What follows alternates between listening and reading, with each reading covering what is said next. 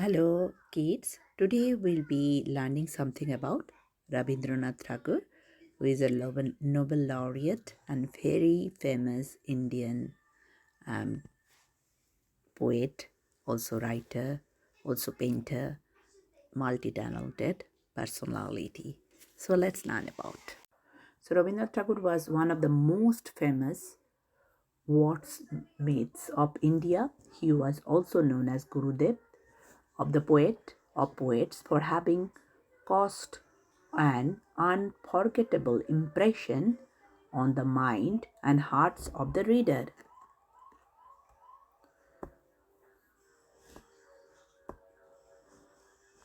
His early childhood. Rabindranath was the youngest of 13 children born to Debendranath Tagore and Sharoda Devi. Born on 7th May 1861 in Calcutta, Bengal. Rabindranath was fondly called Rabi by the parent. His father was well-known Hindu philosopher and social reformer who introduced little Robbie to the world of theatre, music, literature in very early age.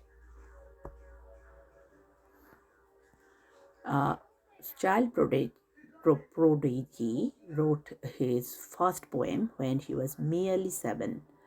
He did his early education at school and spent most of the time in the lap of nature. Then early work and Shantiniketan. In 1878, sent to Brighton, England to study law, but he failed to complete his studies and returned to Bengal in 1880. Back in hometown, he devoted himself completely towards his love for reading and writing. And 1882, he wrote the most acclaimed poem, Nidchore Shopnabhango. In 1883, married Miranadi Devi and fathered 5 children. In 1890, his compilations of poem Manushi was released. And the period between 1819 to 1895, 91 to 95, saw the release of collection of the short stories called Golpoguchcho. Now,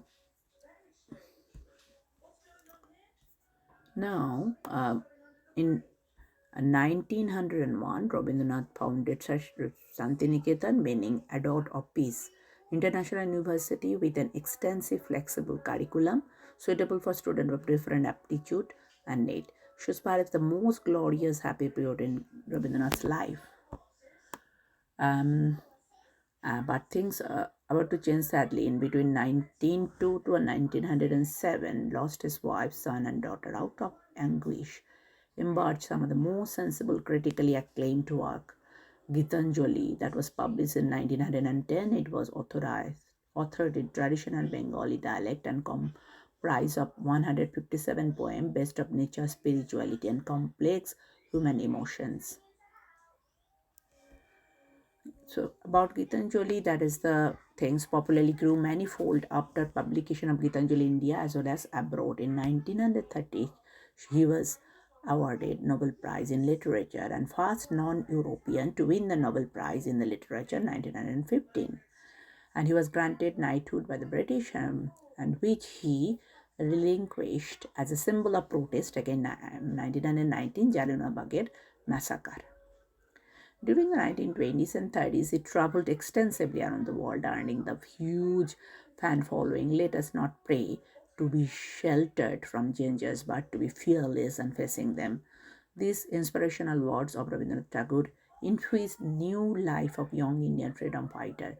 He used to deeply admire Mohandas Karamchand Gandhi, and it was he who gave the title Mahatma.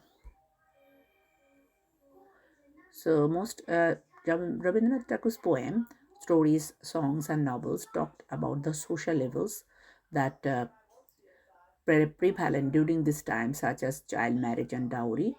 Uh, Tagore was composed about 2,230 songs, which are often referred as Rabindra Sangit. We are sure that all of you know that it was Rabindranath Tagore who penned the national anthem of India, Jana Gana Mana. But also, he wrote Bangladeshi national songs, Amar Sonar Bangla. It's believed that even the national anthem of Sri Lanka is based on Bengali song written by his famous historical figure. Mommy. Rabindranath-tagore loved the travel. During his lifetime, he visited more than 30 countries on 5 continents and spread the essence of Indian culture and literature. His work has been translated into many, many languages like English, Spanish, German, Dutch, etc. Even today, years after his death, this saga-like man is alive in the hearts of the people of India through his treasured contribution in the realm of literature and music. This is all about small things about Rabindranath Tagore. Hope you know a bit about him, and hope you will all enjoy celebrating his birthday with his so many, wonderful write up. Bye bye for today. We'll learn something else next Monday. Bye.